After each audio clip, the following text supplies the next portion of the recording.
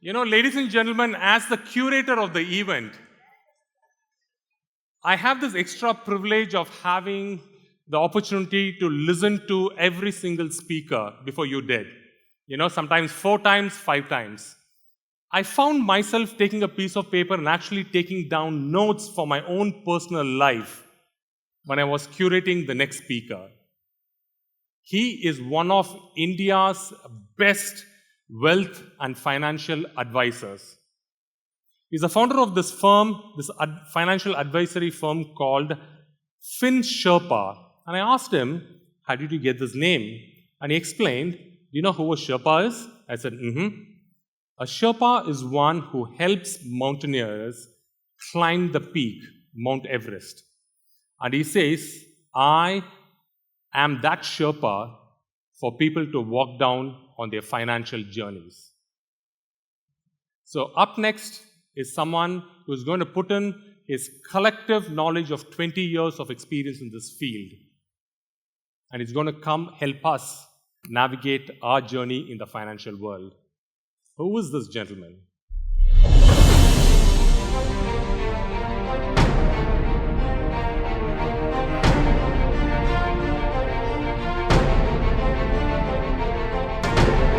Ladies and gentlemen, put your hands together for Mr. Babu Krishnanmoorthy. 20 years ago, we've all seen a very, very nice cartoon movie, and that's really the inspiration for me to, write the session when I was asked by Dr. Renuka and Colonel David to be part of this event. And that movie was nothing but Lion King. And the phrase that commonly used and a song that came along with it was called Hakuna Matata. I'm sure you've heard of it. And Hakuna Matata in Swahili stands for no worries. And in financial terms, it's very, very important for us to lead a worry-free life. And that's really what I'm going to spend the next 15 minutes talking to you about. So Hakuna Matata is where we all want to be financially. But let's just kind of understand what is the contours of financial wellness. Financial wellness is all about getting to understand where you are, where you need to get to. It's about getting comfortable about your cash flows, your need for money, and how you plan to live your life in the long term. That's what financial wellness is all about. Like the Panchabhutas that we speak about in the ancient scriptures, air, water, fire, land, and sky, so too in the financial wellness world, we have 5 very distinct elements that one needs to take care to feel financially well and to be financially well. And I'm going to run you through each of those elements very briefly and what my thoughts are. When it comes to earnings, pretty much all our cookie gets cut in a certain way. And just to elucidate, even before the paychecks come to your hand, 25% is taken away as taxes. 25% of the earnings goes towards your long-term, your basic necessities, which is food, clothing kind of stuff. 25% gets set aside for luxury, say EMIs and your entertainment and your stuff like that. And of course, the last 25% is meant to be saved and meant to provide you for your long-term needs. That's really how most of our earning cookie gets cut. But of late, we're finding that this concept of youngsters, especially youngsters that I come across, I find them buying the costliest smartphone. I'm not saying it's wrong, but I'm just saying buying a smartphone at the cost of even putting aside your saving may not be the brightest of ideas. And today is the generation of, YOLO, you live only once, instant gratification, and so on and so forth. So now that we are on the aspect of instant gratification, I just wanted to kind of run you through. In the early 60s, in the US, they ran a study which is called the Marshmallow Experiment.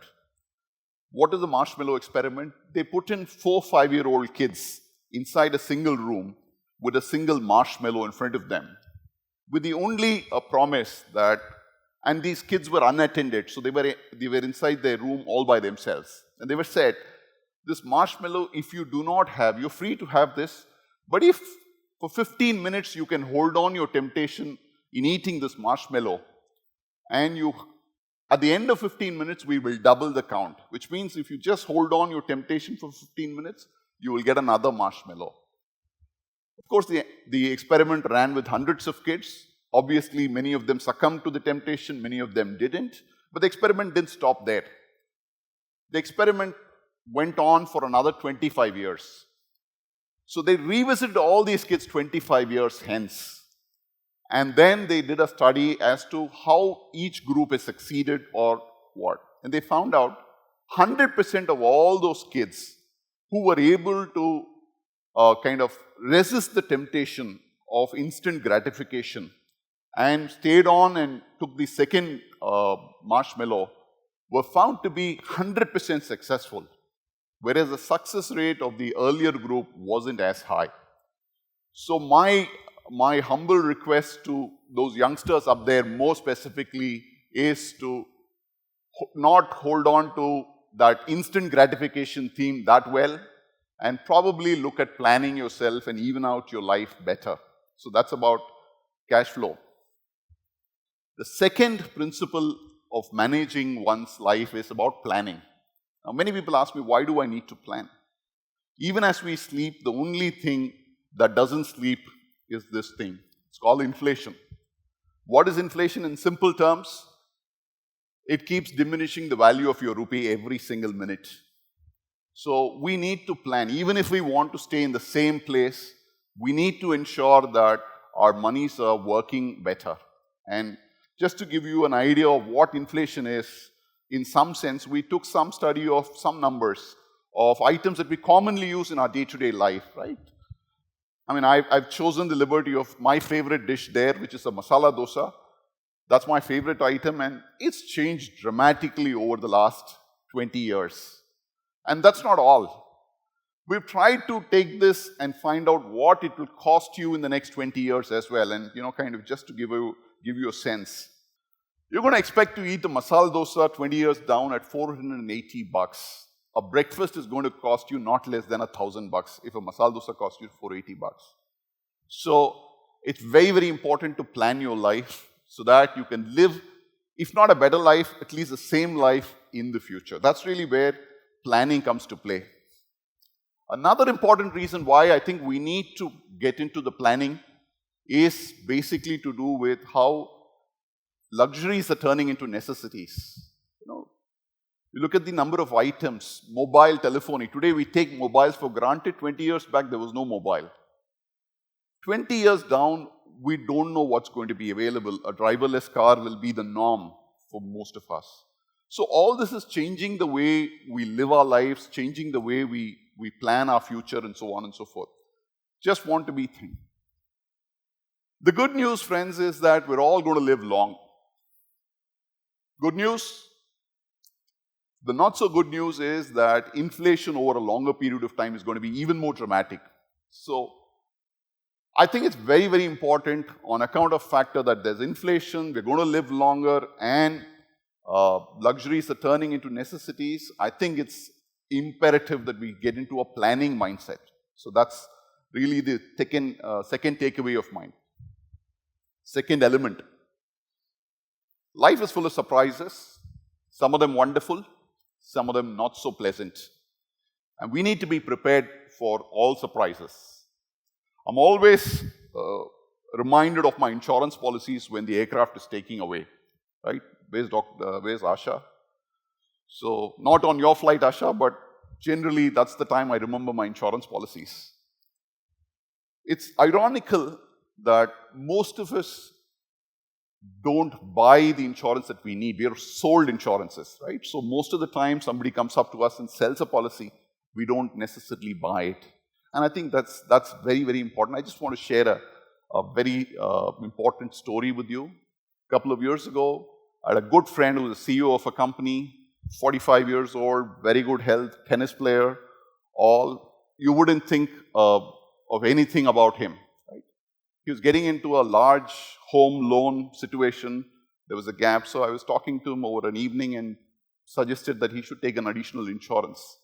And we just spoke about it in 3 weeks' time. Before he could do any action on that paperwork, in a tragic accident, he passed away, right? My learning at that point was that anything can happen anytime. And in any of these risks, we need to make sure that we cover that risk instantaneously. We are all educated people. I think we can do this easily. But we need to take that affirmative action. Some of these are not very pleasant stuff to do, but I think very, very important stuff to get going. Similarly, I had an instance where a friend of mine who was in IT in Bangalore was between jobs. And all the time, most people believe that as long as they're working for a company, the health insurance provided for the company, right? So you don't need to bother about it. But what happens if you're in between jobs? And if you're, on a 2-month sabbatical between 2 jobs, and then your health problem hits you, you're badly marooned, right? So very, very important to make sure that you provide for life surprises. That's the third learning. Just to give a point, most people have larger car insurances than life or health insurance, right? Is the car more valuable to us than our own lives? Please think about it. Loans and liabilities. How we manage our loans and liabilities is the fourth element of our financial well-being. Loans are good, loans are important, but it depends upon how you manage them. Right? In my book, there are two types of loans, the good loan and the bad loan. What's the good loan? The good loan is something that enhances your earning, enhances the asset. So a home loan is a good loan. A business loan is a good loan because it helps you grow your business, right? What's a bad loan? A credit card rollover is a bad loan because you're using your spending to leverage that. I'm not saying credit card loan itself is bad, but if you roll over the credit card loan, it's a bad thing. Why is it a bad thing? If you calculate the interest that you will be paying will be anywhere between 36 and 42% per annum, right? Even the best of stock market in the last 10 years haven't delivered a 42% return for you. So rest assured, you are diminishing your value if you keep, kind of rolling over your credit on your credit card, as is the case of personal loans. So my humble request to you is to look at keeping good loans, enhancing good loans, don't keep bad loans. Most people I talk to, I said, what are you doing about your future? I'm perfect. I'm saving a lot of money. Most people equate savings and investing as the same thing. Nothing can be farther from the truth because saving is a very passive exercise. Earning minus spending is saving. It lies in your savings account. It doesn't earn you anything. 2, investing is a very active, is an affirmative action that taking your saving, finding out what you want the saving to be at the end of, say, for your goals of at an end of period, taking an active action is investing. And most people don't end up making this because it does involve a certain amount of time, energy, effort. It's just too painful. But saving, the money doesn't grow. Investing, the principal earns interest, interest earns interest. There's a compounding happening. So wealth gets created only in investing, not in saving. So I'd urge you to look at saving, create a diversified basket, and that's really where you can meet your future needs and so on and so forth. Just to sum up, the 5 elements of good financial well-being is manage your cash flows well, plan for your future, handle risks, understand risks and handle risks, manage your loans and liabilities, like I said, good loan, bad loan, and invest wisely. Diversify your portfolio and invest wisely. Ways to achieving good financial wellness that work for me is create a monthly budget. And if possible, keep a reward punish. Monthly budgets are good, but implementation is where most of us have issues. So I create a reward and a punish strategy around it. And it's very, very important to kind of follow through on that. Put your life goals on paper, short, medium, long term, and figure out how you're going to reach there. Very, very important. Diversify your investment. The Indian thali is the best meal, right? So it's a diversified basket of different items that we get, gives us proteins and whatever. So investments too work in very similar ways. So diversify your investments. Be sure to ensure if you think there's a need, do it ASAP, as soon as possible. Close bad loans, keep good ones. Loans are not bad, but what you use them for is important. This financial planning and financial execution isn't fun, right? Most people don't do it because it's not fun. It isn't fun, and it's not supposed to be fun. It's an important task, but get it done anyway. Keep a close family member informed about what your actions are. Very, very important that more than you, there are a few other people who know what you're doing with your money. Stay the course. We will come across occasional bumps, but stay the course. Long term, it will turn out all right. And that's really the message that I have on the financial wellness stuff.